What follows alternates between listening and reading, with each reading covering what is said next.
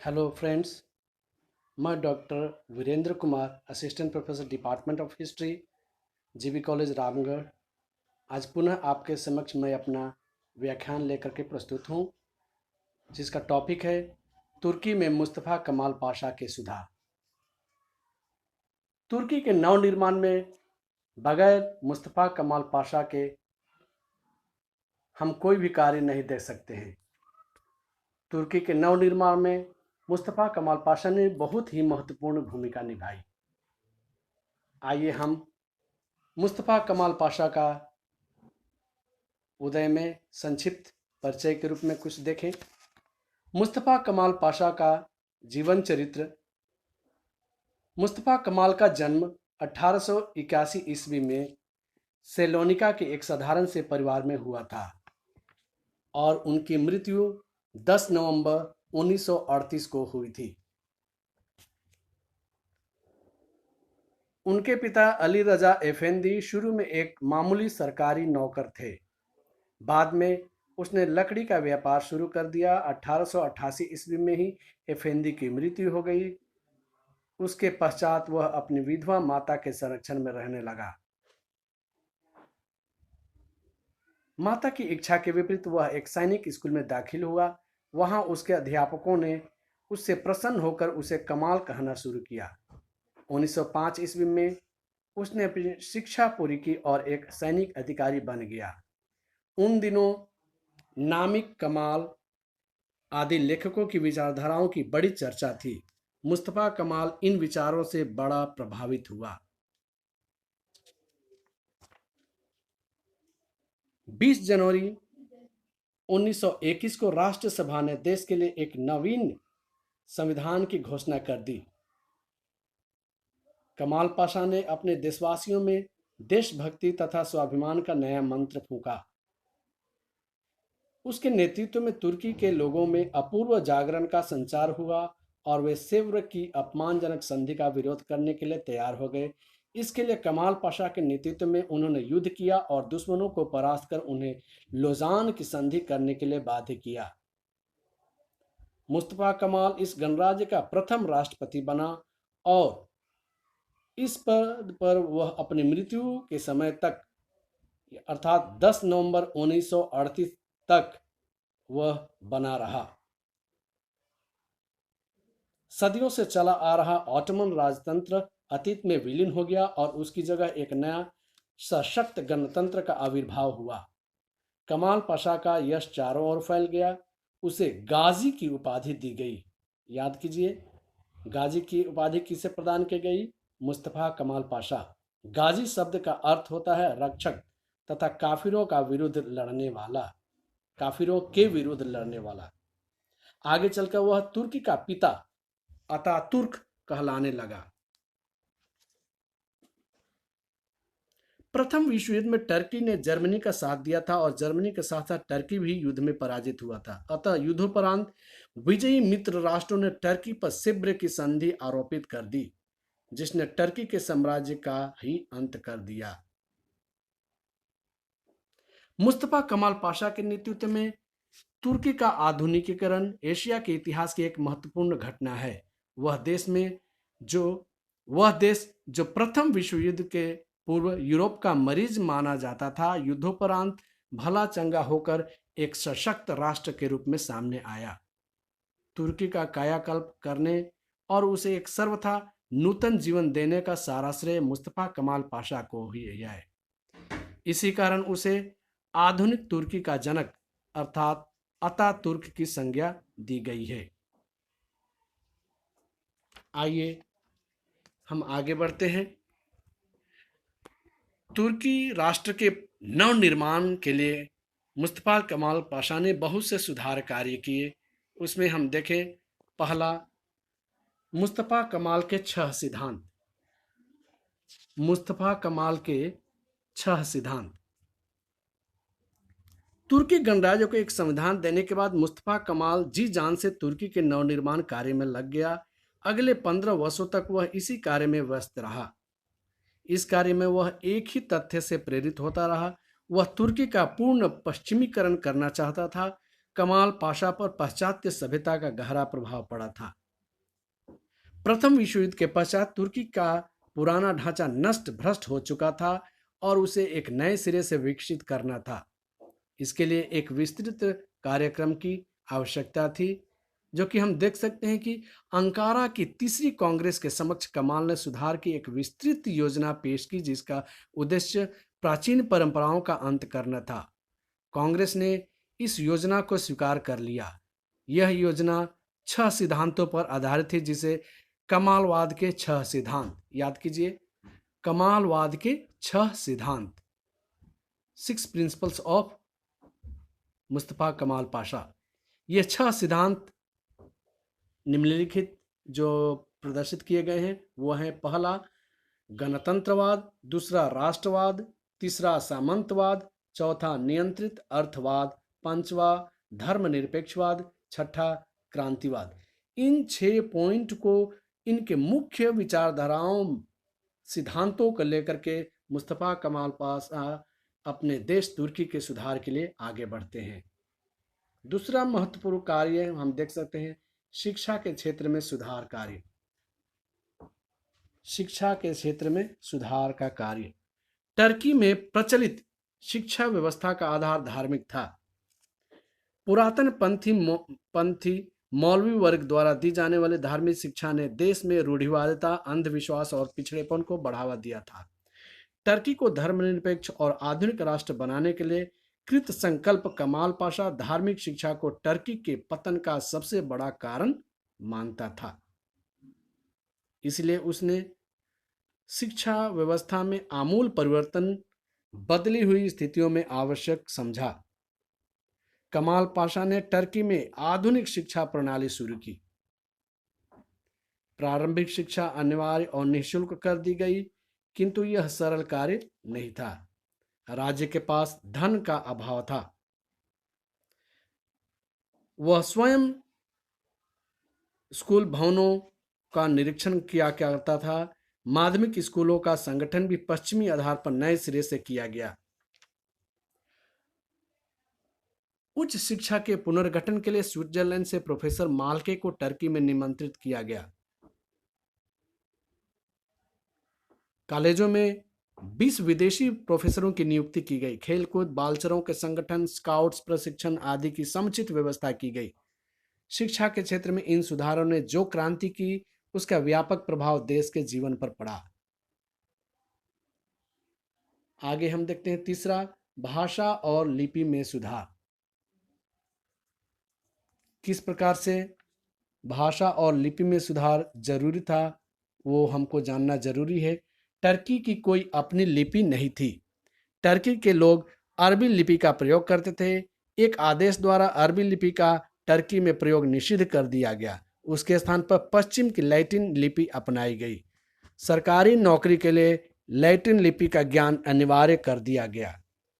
नई लिपि को लोकप्रिय बनाने के लिए हर संभव प्रयास किया गया और विदेशों से छापे खाने तथा मशीनें मंगाई गई। आगे हम देखते हैं नगरों के प्राचीन नाम को बदलना। राष्ट्रीयता की भावना विकसित करने के लिए कमाल पाशा तुर्की के शहरों के प्राचीन नामों को बदलकर उन्हें नया नाम दिया। उसने कॉन्स्टेंटिनोपल का नाम बदलकर इस्तांबुल रखा, अंगोरा का नाम बदलकर अंकारा तथा एड्रियानोपुल और स्मरना का एड्रिने तथा इजमीर। प्राय सभी पुराने नामों का स्थान नए नामों ने ले लिया।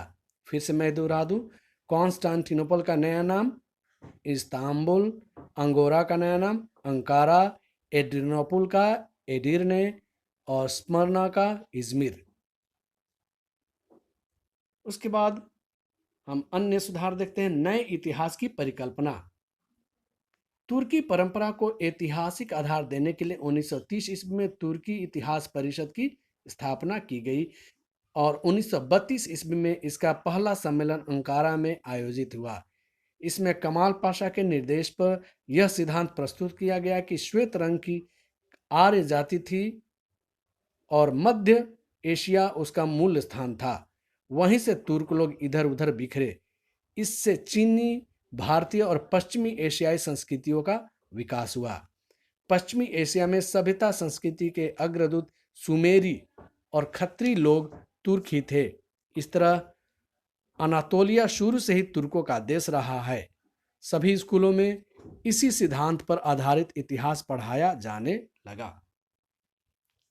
आगे देखते हैं, उपाधियों को समाप्त करना। फारसी उपाधियां टर्की के जीवन में सामान्य बात थी। राष्ट्रीयता के विकास में ये उपाधियां बाधक थी। इन उपाधियों से ऊंच नीच की भावना को प्रश्रय मिलता था। अतएव कमाल पाशा ने इन उपाधियों को समाप्त कर दिया। उसने स्वयं फारसी की उपाधि नहीं ली और अतातुर्क कहलाना श्रेयस्कर समझा। पारिवारिक नामों और उपाधियों को बड़े पैमाने पर बदला गया। इसके बाद हम देखते हैं 7वां पॉइंट, स्त्रियों की स्थिति में सुधार। स्त्रियों की स्थिति जो थी उस समय बड़ी दयनीय थी। उन्हें राजनीतिक तथा सामाजिक अधिकार प्राप्त न थे। पर्दा और अशिक्षा उनके जीवन का आवश्यक अंग था। आधुनिक टर्की के निर्माण में स्त्रियों के महत्व को कमाल पाशा भली भांति समझता था। अतः उसने महिलाओं की स्थिति में सुधार किया, पर्दा प्रथा का अंत कर दिया, बहुपत्नी विवाह समाप्त किए और सारे बहुत महत्वपूर्ण कार्य इन्होंने किया। इन सुधारों ने महिला जगत में एक नया जागरण पैदा कर दिया। आगे 8वां पॉइंट है, वस्त्र परिधान में परिवर्तन, यानी कि वेशभूषा में सुधार। उसने फेज नामक टोपी और बुर्के के इस्तेमाल को बंद कर दिया। 25 नवंबर 1925 को एक कानून द्वारा हर व्यक्ति को फेज टोपी पहनने तथा स्त्रियों को बुर्का धारण करने की मनाही कर दी गई।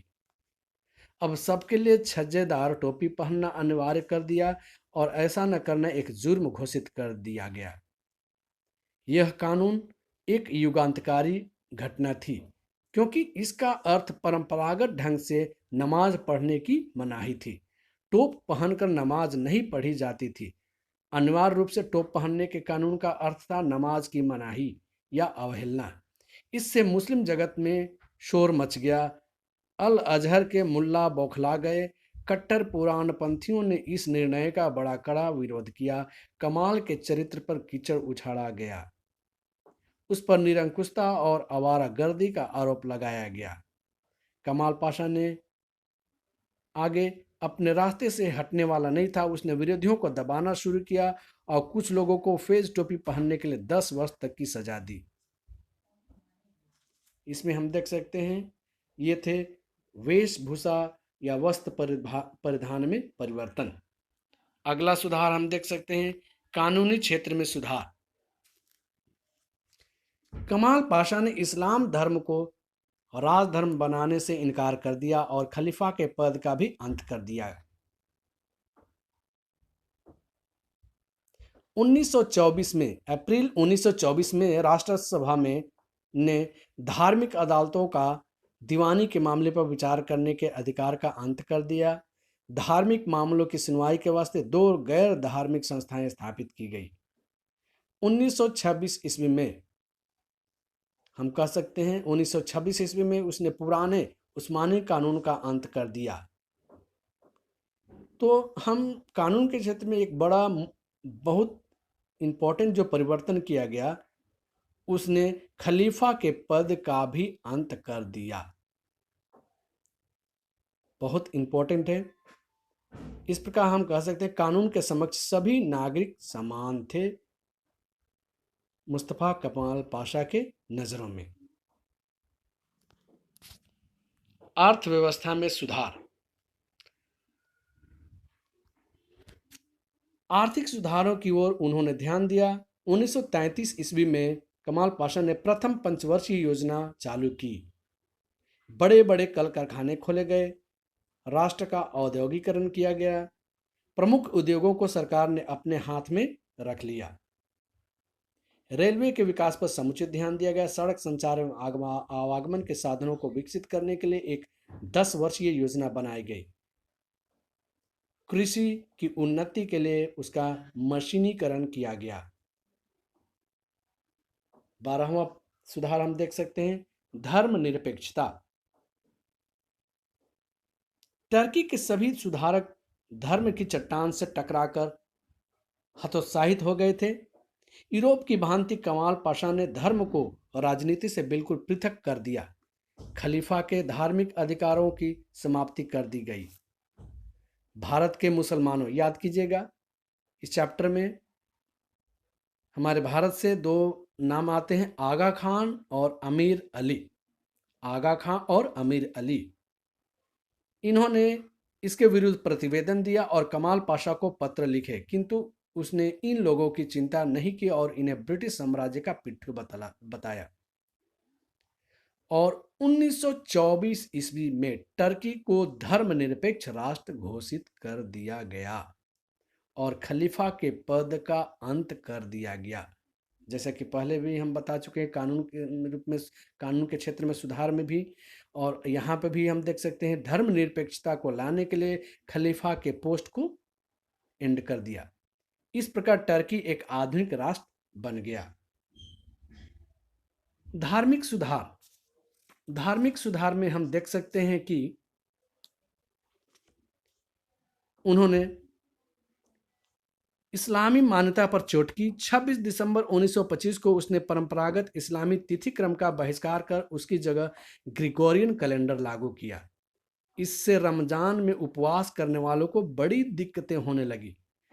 यदि फेज को खत्म कर टोप के प्रचलन का उद्देश्य नमाज को बेकार साबित करना था, तो इस्लामी कैलेंडर को हटाकर नया कैलेंडर चालू करने का अर्थ रमजान के उपवास की प्रथा को चुनौती देना था। मुसलमान शुक्रवार को नमाज पढ़ते हैं, इसलिए उस दिन पूरी छुट्टी रहती थी, लेकिन अब रविवार को अवकाश का दिन घोषित किया गया। राज्य की ओर से खुलेआम इस्लाम धर्म के विरुद्ध प्रचार किया गया। अंकारा में एक भी मस्जिद का निर्माण नहीं करने दिया गया।